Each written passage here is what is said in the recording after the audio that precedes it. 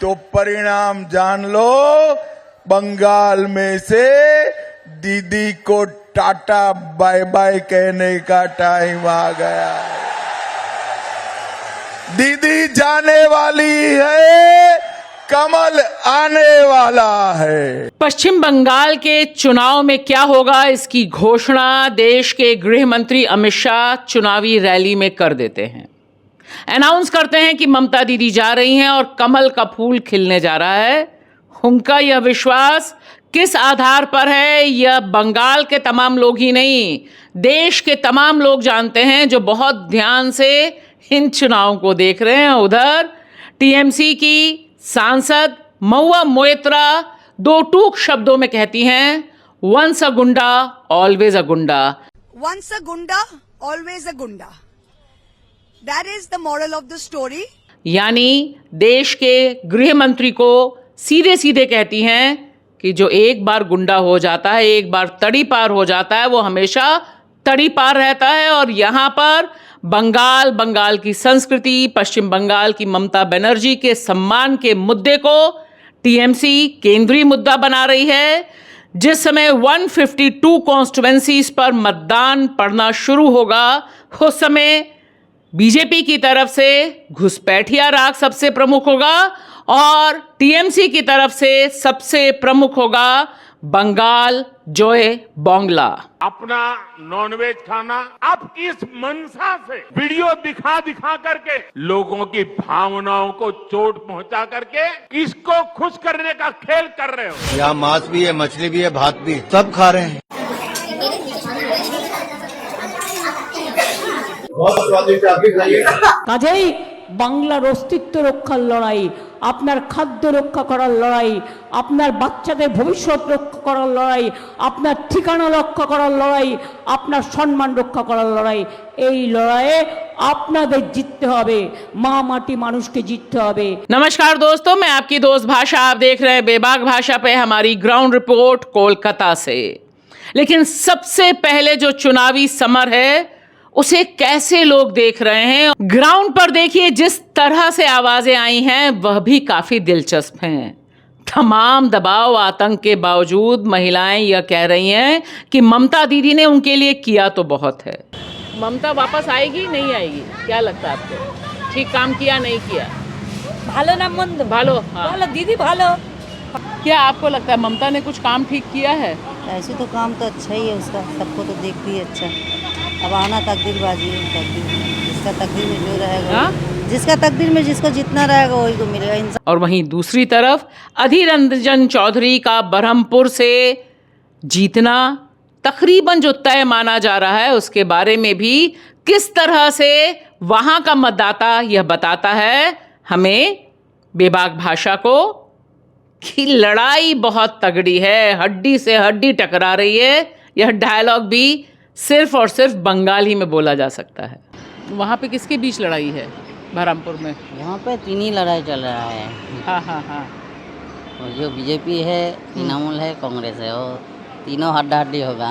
किस तरह से सिर्फ चुनाव को नहीं लोकतंत्र को हाईजैक किया जा रहा है, इसके लिए दो लोगों के स्टेटमेंट, जो दोनों लोग इस समय पॉलिटिक्स में सीधे एक्टिव नहीं है, कम से कम पश्चिम बंगाल में, उनके यह स्टेटमेंट बहुत कुछ कहते हैं।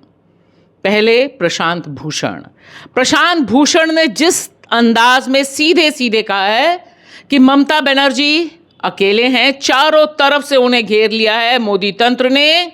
मोदी शाह की जोड़ी के साथ साथ तमाम राज्यों में उनके मुख्यमंत्री उतरे हुए हैं उनके खिलाफ प्रचार करने के लिए। जो लोग नॉन वेज खाते हैं इस समय दबाकर मछली खा रहे हैं और मीट का कंपटीशन कर रहे हैं, और साथ ही साथ ईडी, सीबीआई, इनकम टैक्स सब कुछ शामिल है।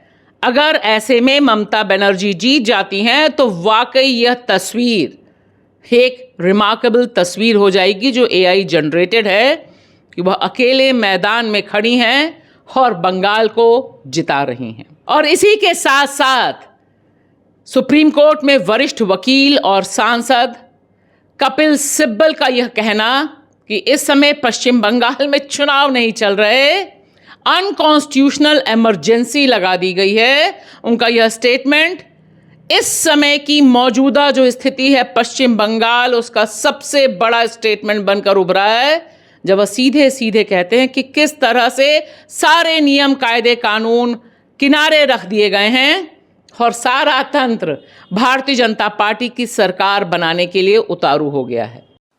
It is shocking. It seems that there is an emergency that is imposed in the state of West Bengal outside the Constitution of India. In this emergency, 2,400 platoons of CAPF have been placed there.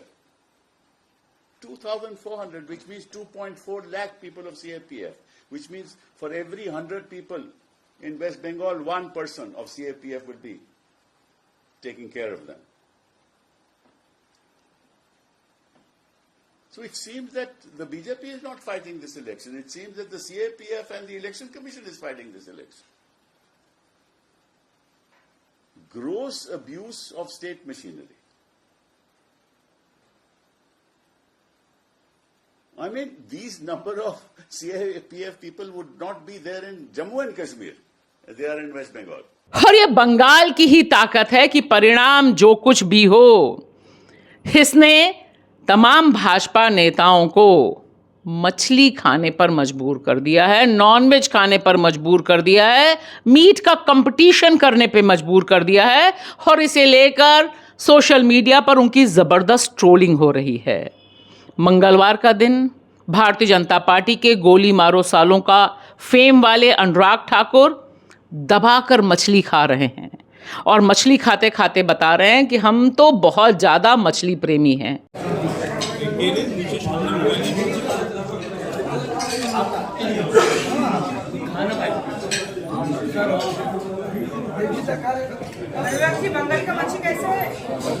बहुत स्वादिष्ट, आप भी खाइए। सिर्फ इतना ही नहीं, उसमें फिर नफरती मुख्यमंत्री असम के हेमंत विश्व शर्मा भी ओपन कंपटीशन देते हैं ममता बनर्जी को कि मैं जितना मीट खाता हूं एक कंपटीशन कर लो और तुम जीतोगी नहीं, मैं जीतूंगा क्योंकि मैं मीट ज्यादा दबाकर खाता हूं। मैं दीदी को बोलता हूं, दीदी आप एक दिन मेरा घर में आ जाइए, नहीं तो मैं आपका घर में जाऊंगा, टेबल में बैठ के दोनों मांस खाने का कंपटीशन करूंगा। आप भी खाए जाओ, रो इलिस आप भी खाते जाओ, मैं भी खाते जाऊंगा, लास्ट में मैं आपसे 1 केजी ज्यादा ही मांस खा जाऊंगा, 1 केजी ज्यादा ही मांस खा जाऊंगा। और इससे पहले भी हम देख चुके हैं कि किस तरह से भारतीय जनता पार्टी के तमाम कैंडिडेट्स हाथ में मछली ले लेकर वोट मांग रहे हैं। सिर्फ झालमुड़ी नहीं प्रधानमंत्री जी, आपने मछली को भी अच्छा टूल बना दिया है। और ध्यान से देखिए ममता बनर्जी किस तरह से इस लड़ाई को लीड कर रही हैं।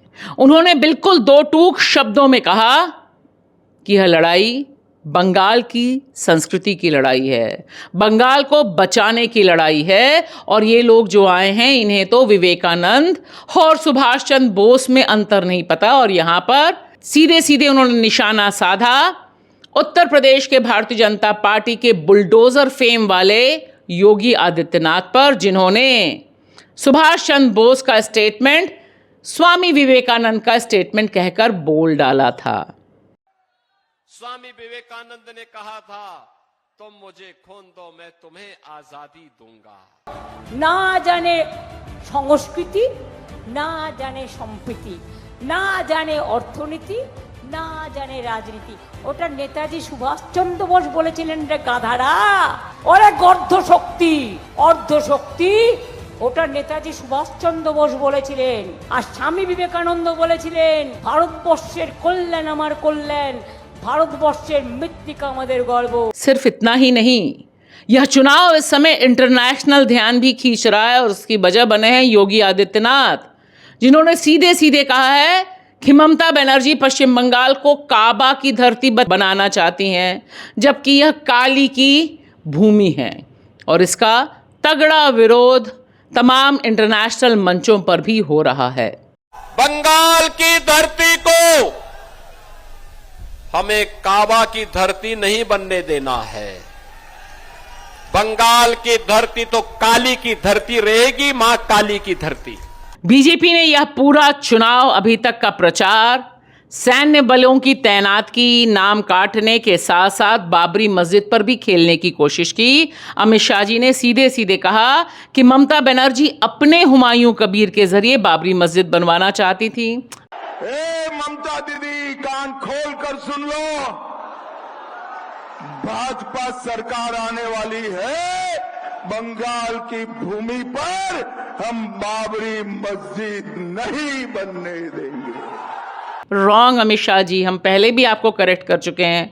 हुमायूं कबीर अपनी पार्टी बनाने से पहले आपकी शरण में गए थे और आपने उन्हें चुनाव लड़ाया था मुर्शिदाबाद से। फिलहाल नफरत कितनी चलेगी यह तो पता ही चलेगा, लेकिन यहां पर एजेंडा क्या तृणमूल कांग्रेस सेट कर पाएगी? यहां पर अभिषेक बनर्जी का स्टेटमेंट हो या फिर तो टीएमसी की सांसद सयोनी घोष का यह नारा, एक नारी सब पर भारी, कितना इफेक्टिव होगा यह तो समय ही बताएगा। मोदी जी इस मंच से आपको एक बात बोल रहे हैं कि ममता का क्षमता 2026 में बंगाल आपको दिखाएगा, 2026 में आपको दिखाएगा। और ये नाम याद रखिएगा, ममता बनर्जी बंगाल की नारी, हवाई चप्पल सफेद साड़ी, एक नारी 100 पे भारी।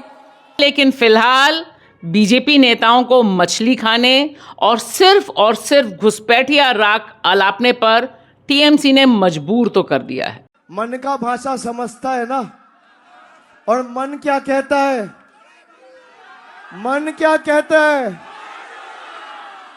ठंडा ठंडा कूल कूल, फिर से एक बार तृणमूल।